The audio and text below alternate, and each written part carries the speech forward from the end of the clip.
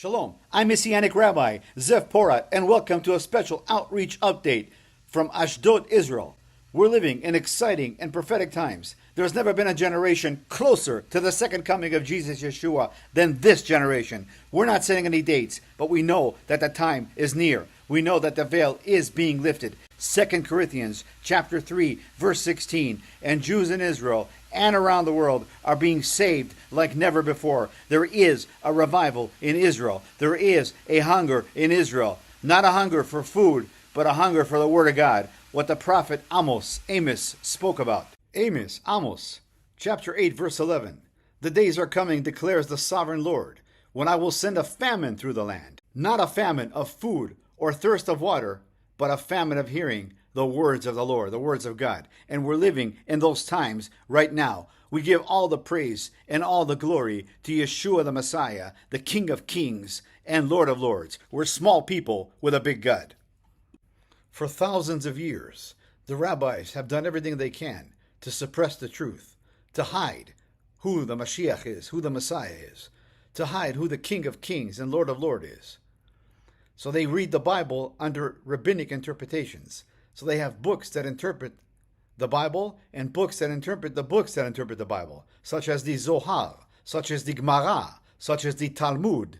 These books are not under the inspiration of the Ruach HaKodesh, the Holy Spirit. These books are not from God, and we are not to read them as believers. We are not to study them as believers in Messiah Yeshua. We're to study only the Word of God in context. Thus says the God of Abraham, Isaac, and Jacob.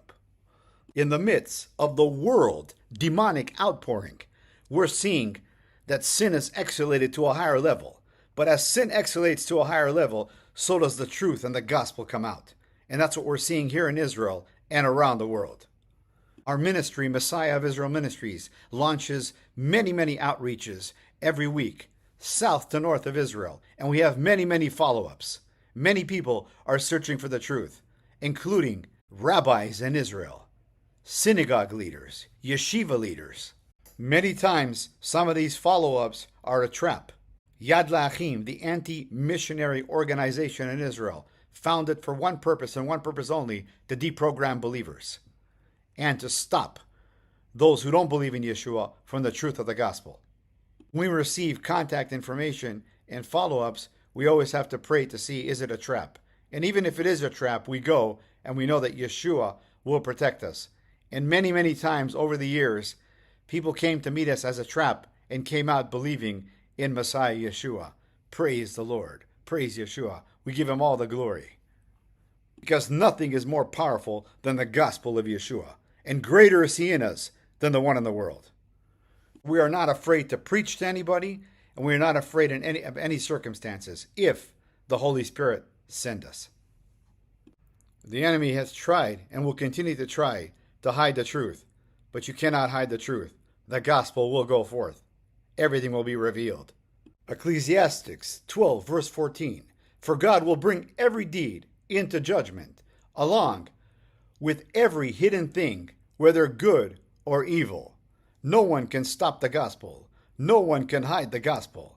They tried to do it to Yeshua, but he rose from the dead, hallelujah, as King of Kings and Lord of Lords, and conquered death once and for all. One of the main rabbis of the city of Ashdod contacted the ministry. Harav Menachem Golan, Rabbi Menachem Golan. He said about 10 months ago, we met in Tel Aviv. And in the past 6 months, I've been having dreams. I've been having distractions of sleep. I have a lot of questions. We set an appointment in Ashdod. As the team were praying, I met Rabbi Menachem Golan. I sat down with the rabbi. And the rabbi asked me, he said, you said several months ago when we met that all have sinned. There is no righteous, no rabbi, no man. All have sinned. I told Menachem, that's true. He said, this has been disturbing me for a long time. I told him it's not called a disturbance. It's called the Ruach HaKodesh, the Holy Spirit working, convicting you with the truth. And the truth can only do one thing, and that is set you free. I then turned the Bible, 1 Kings 8, verse 46, and read together with Rabbi Menachem.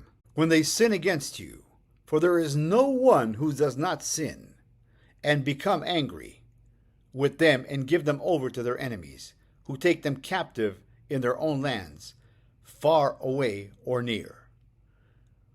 This is just one place in the Bible that's clear that all have sinned, and the wages of sin is death. Rabbi Menachem could not bear to hear these words and asked me again, are you telling me that the sages, all the famous rabbis, have sinned? I told Rabbi Menachem, I'm not telling you anything. I'm just showing you what the Word of God says. All have sinned. Look at Bereshit, Genesis 2:17. But of the tree of the knowledge of good and evil, thou shalt not eat of it. For in the day that you eat from it, what will happen to you? And I'm paraphrasing. You shall surely die. The wages of sin is death. And since all have sinned, Rabbi Menachem, then all deserve to die. That's what the Bible teaches. Rabbi Menachem then said, but I have a synagogue. I teach the Torah. I teach good deeds. What else can I do? Then asked Rabbi Menachem, you said that you cannot sleep at night, that this is disturbing you. He said, yes. I said, well, if it's correct that you do good deeds, and that's enough, and you don't die, then what's disturbing you? Rabbi Menachem was speechless and didn't know what to say. I then asked Rabbi Menachem, thousands of years ago, when there was sin, what did people do? Korbanot, he said, sacrifices. I say, do we have sacrifices now? He said, no. I said, why not? He said, there's no temple. Then what has replaced sacrifice? I asked him. He said, good deeds. Can you show me that in the Bible? I asked him. He said, I can't show you it in the Bible because it's not in the Bible. It's in the rabbinic books. Who has more authority? I asked Rabbi Menachem. The rabbis or God? He said, God. So if God has more authority, how come this is not in the Bible? Once again, Menachem was speechless. We praise Yeshua. The Holy Spirit was working. The prayers of the believers were working. But there's good news, Rabbi Menachem. There's hope for salvation. Rabbi Menachem asked, where is this hope? Where can I find it? It was time for the full gospel. I turned the Bible to Yeshayahu Nun Gimel, Isaiah 53. I asked Rabbi Menachem, do you believe what the Tanakh, what the Bible says? Rabbi Menachem said, yes, of course. Then read Isaiah 53 verse 1 together with Rabbi Menachem. Who has believed our message? And to whom has the arm of the Lord been revealed? So you said, Rabbi Menachem, that you believe what the Tanakh says, what the Bible says. And God is asking you, who has believed our message? And to whom has the arm of the Lord been revealed? Rabbi Menachem said, but this is a perek asur. This is the forbidden chapter. I told Rabbi Menachem, do you believe that God has forbidden chapters in his Bible, in his Tanakh?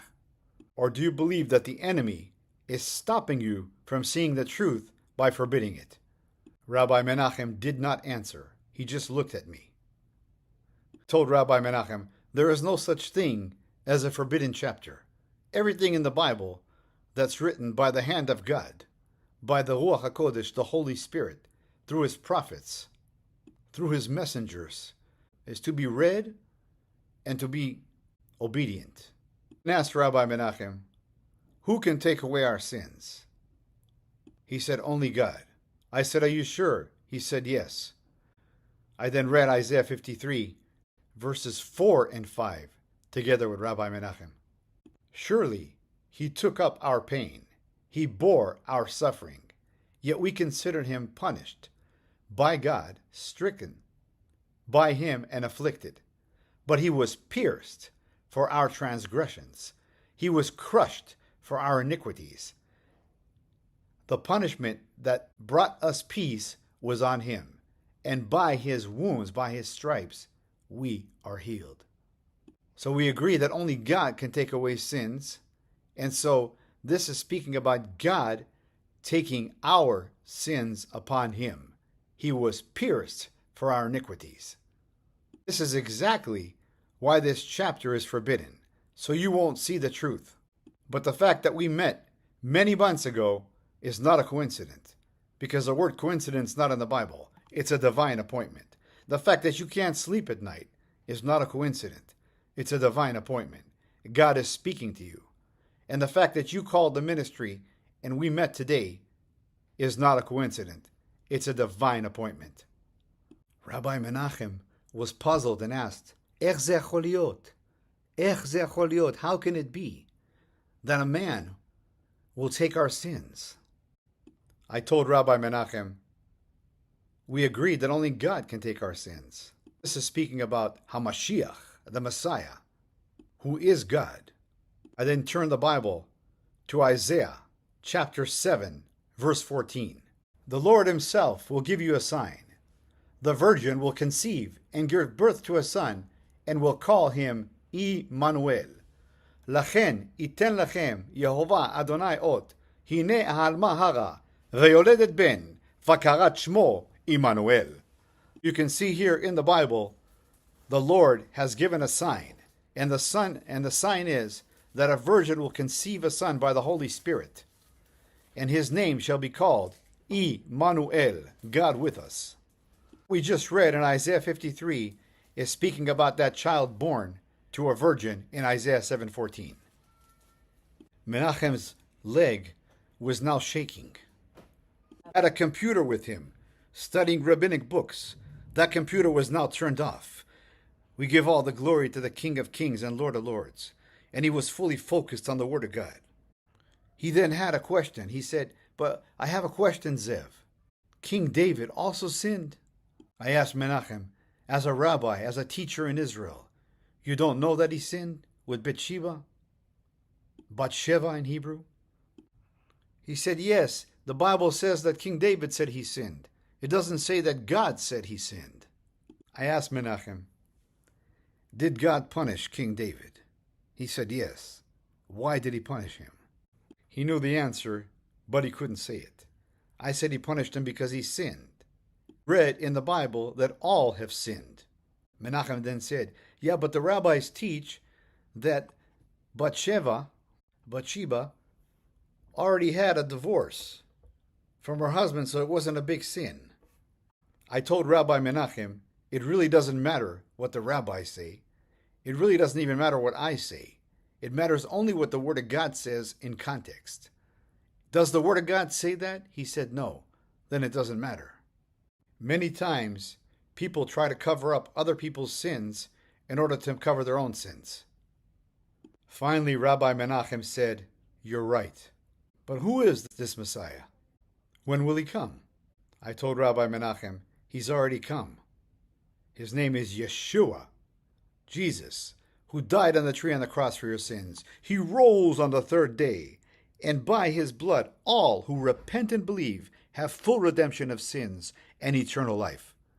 This is what you read about together with me in Yeshayahu Nun Gimel in Isaiah 53. And he's coming back soon to take back everything that the enemy has stolen. And until that time, we're in a time of grace, in a time when God gives us an opportunity to call on his name before it's too late. Rabbi Menachem did not say anything. I opened more Bible verses and read together with him Psalms 2, Micah 5:2, and many more Bible passages. Rabbi Menachem said, if I choose this path, it will cost me everything. I told Rabbi Menachem, if you stay on your path, you will lose everything, including your eternal life, salvation. I sat there for many hours with Rabbi Menachem. I shared my testimony, how I too was once from a family of rabbis. I too was scared. But now I have the treasure of life, the pearl of life, salvation, offered to me only by Messiah Yeshua. Rabbi Menachem was shocked hearing my testimony. I told Rabbi Menachem, En psura yoter yehudit mezeh. There is no more Jewish message than this. You were born a Jew, and you will die a Jew. But an eternal Jew, a completed Jew, believes in Messiah Yeshua.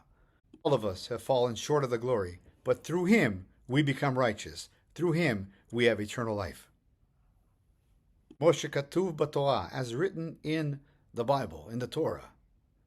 Avram, Abraham believed God, and it was accounted to him for righteousness. Rabbi Menachem, who had rabbinic books on his computer, was now writing Bible verses on his computer, taking notes. We agreed to meet via phone and via Skype. One thing is certain, Rabbi Menachem and all those that heard the gospel will never be the same again. And for this we give all the glory to the King of Kings and Lord of Lords, Jesus Yeshua. We pray that Rabbi Menachem will have dreams, visitations, and come to know that Yeshua, Jesus, is God. Yeshua is the Messiah, and only through him can he get salvation. We will continue to preach the gospel no matter what. And for Zion's sake, we will not keep silent. Isaiah 62 verse 1. For Zion's sake, I will not keep silent. For Jerusalem's sake, I will not remain quiet, till her vindication shines out like the dawn, her salvation like a blazing torch. And we know that the word for salvation in Hebrew is the word Yeshua. Her Yeshua like a blazing torch. And he's coming back with fire in his eyes as the Lion of the tribe of Judah to take back everything that the enemy has stolen. And until that time, we will continue to preach the gospel no matter what. Until next time, I'm Messianic Rabbi Zev Porat, sending you blessings from Israel in the mighty name of the King of Kings and Lord of Lords, Al Yehuda, the Lion of the tribe of Judah, the great I am, Jesus Yeshua. Amen. Every knee shall bow, and every tongue will confess that Yeshua, Jesus, is God. Hallelujah.